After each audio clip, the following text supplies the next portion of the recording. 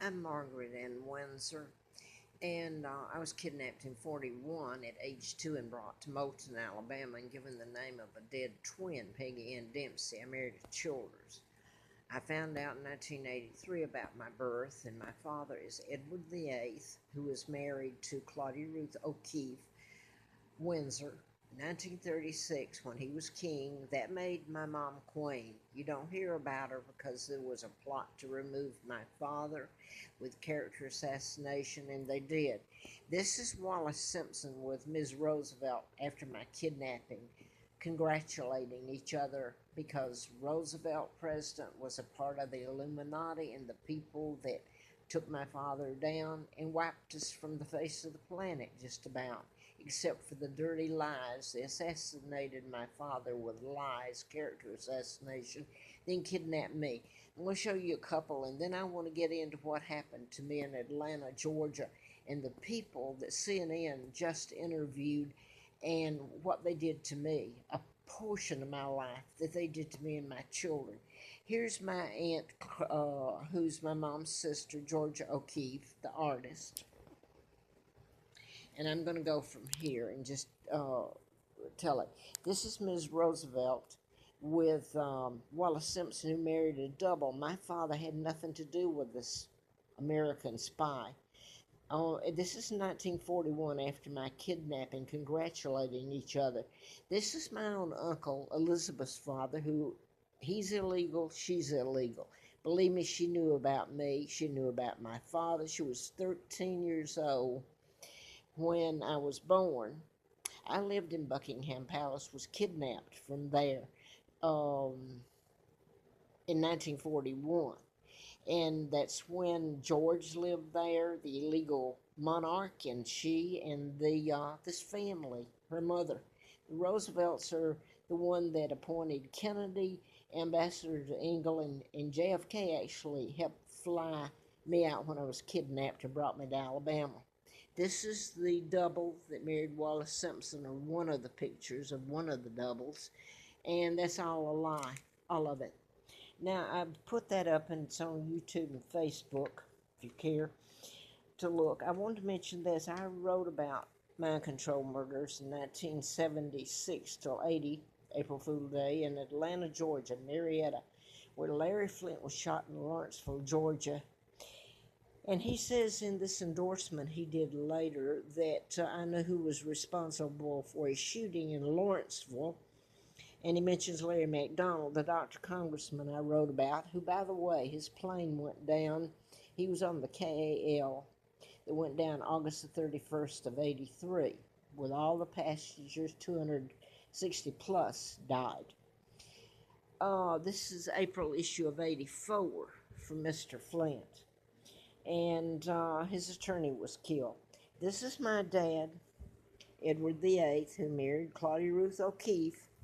I'm his legal heir, and the day I was born, am Victoria II, heir to the British crown. I am the monarch. Now, this is involved in, and I'm not going to get into how, just like Larry Flint's shooting, it was a program shooter and done in patterns. And I had a letter from the FBI, by the way, June the 23rd of 79. And the antifreeze was put in me on April Fool Day of 80. What a joke that you can kidnap me, do the things to me and my father and to the British, and get away with it and laugh in our face. The takedown of the British Empire.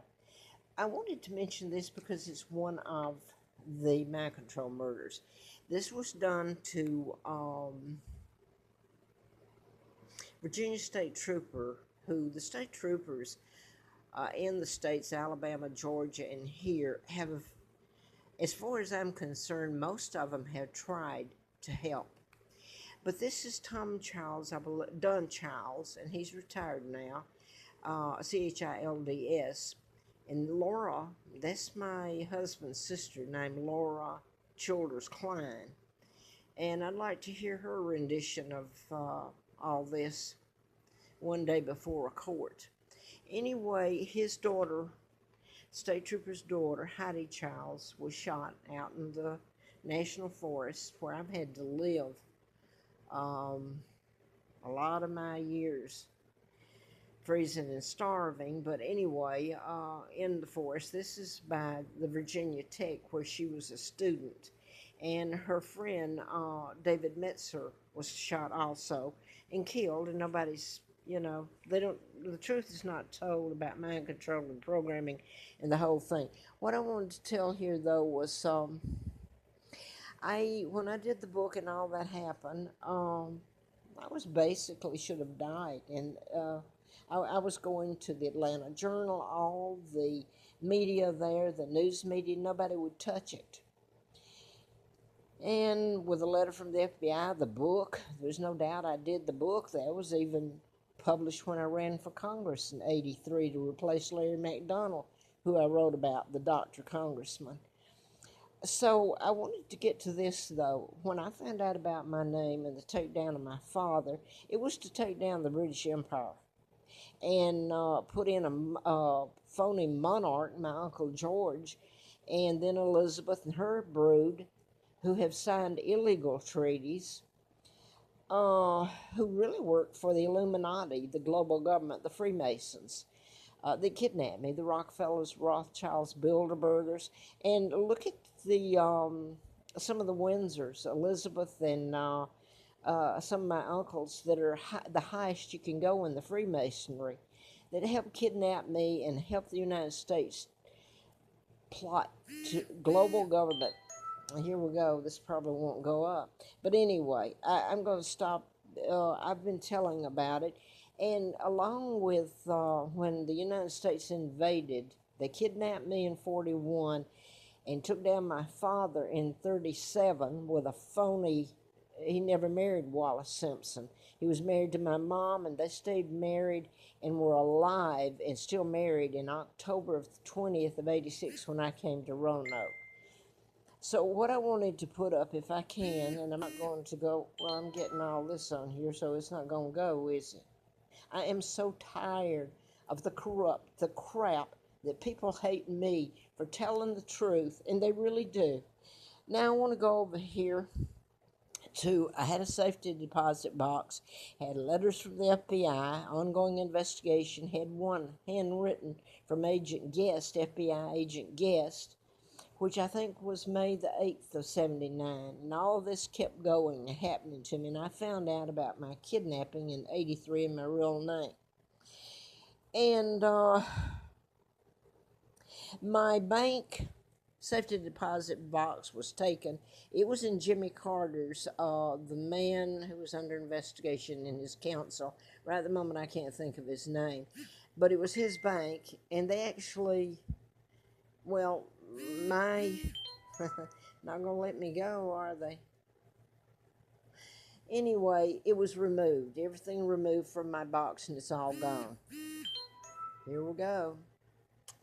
Okay, so I had the antifreeze put in me. Well, I don't know. This isn't a little problem. It's a mess. I guess it is. Okay, let me go from here. I had the safety deposit box. I had a copy of my book in it. I had the antifreeze put in me April Fool Day of 80. And I'm leaving out what happened there. You talk about setup and who got involved in killing me, because that's what it was meant to do. I was illegally taken across the state line to Huntsville, Alabama, where later I worked for the district attorney and passed a background check. If you did a background check on me, you wouldn't get one thing of the truth. But I want you to listen to this on Andrew Young, your black activist for civil rights. Baloney. You know who was involved in all of this? Martin Luther King was a friend of the Kennedys, John Kennedy, and they got together with all the rest that I've told you. All these people you respect, bull.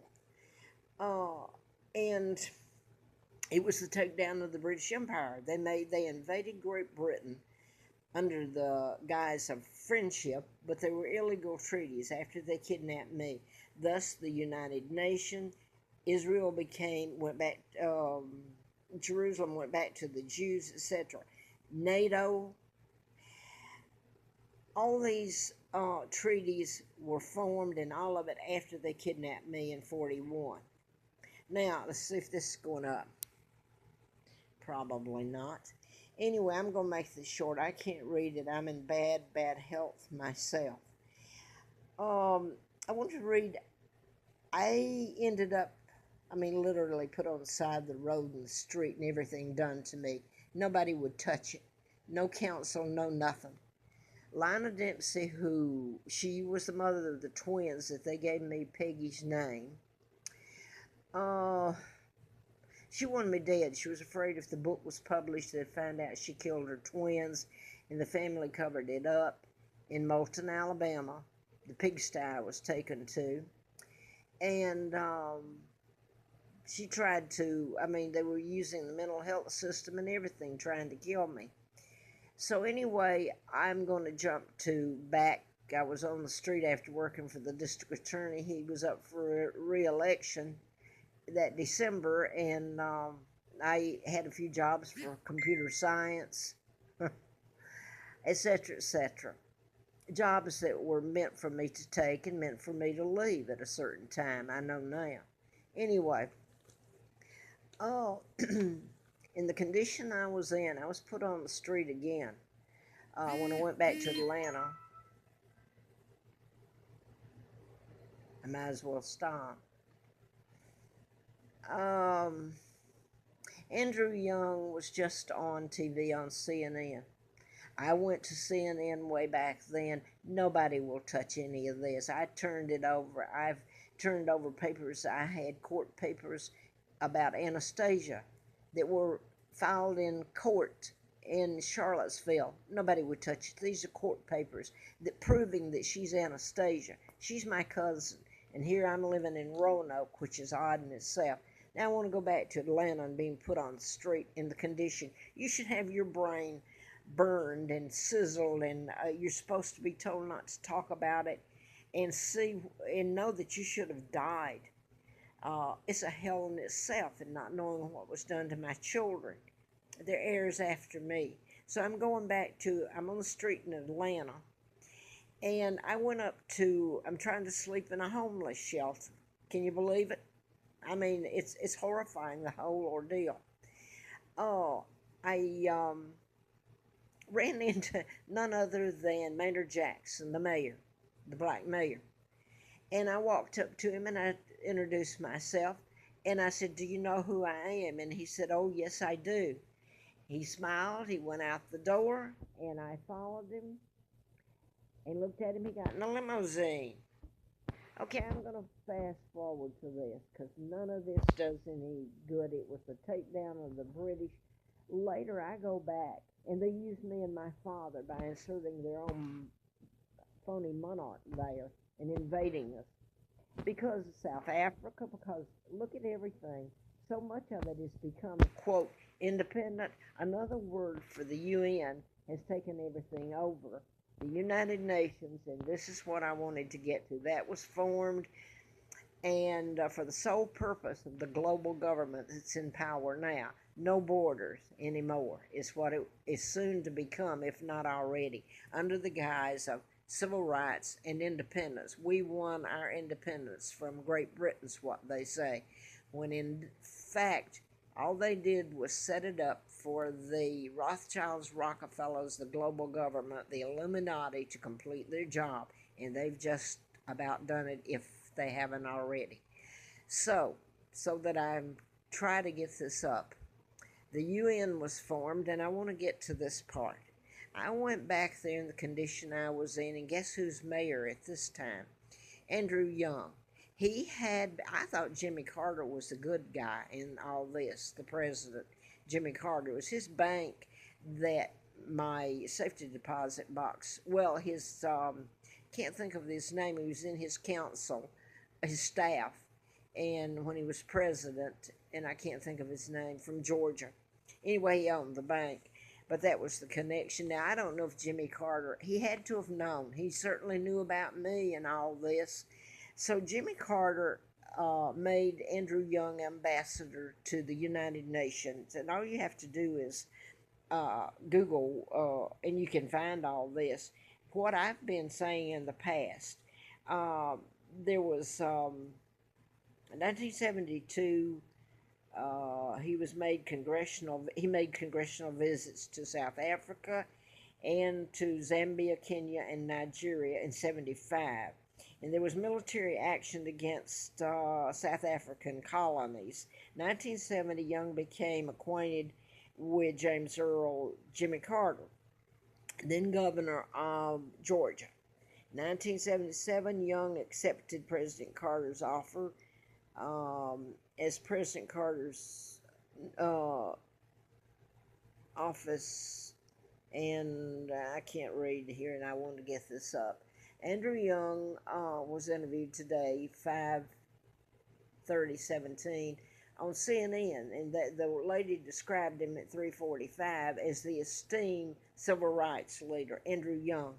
I sit there when he became governor, and he became mayor after Maynard Jackson. And that was, I'm just going to go jump on you. If you care what's really going on in this world, you can check it out yourself. I'm on YouTube, Facebook, and you can Wikipedia Andrew Young and see the connection to South Africa, ambassador to the UN by Jimmy Carter, of all things, the global government, the people that kidnapped me. Can you believe it? Their sole purpose was take over everything British, South Africa, the diamond under the guise of civil rights. I've never seen a civil right in my life. I've had none. But okay, I went in. Well, okay, he was with King when he was killed in Memphis. Also, I want to put this up. I was, before I went into, this is when Maynard Jackson was still mayor. Okay, this is, I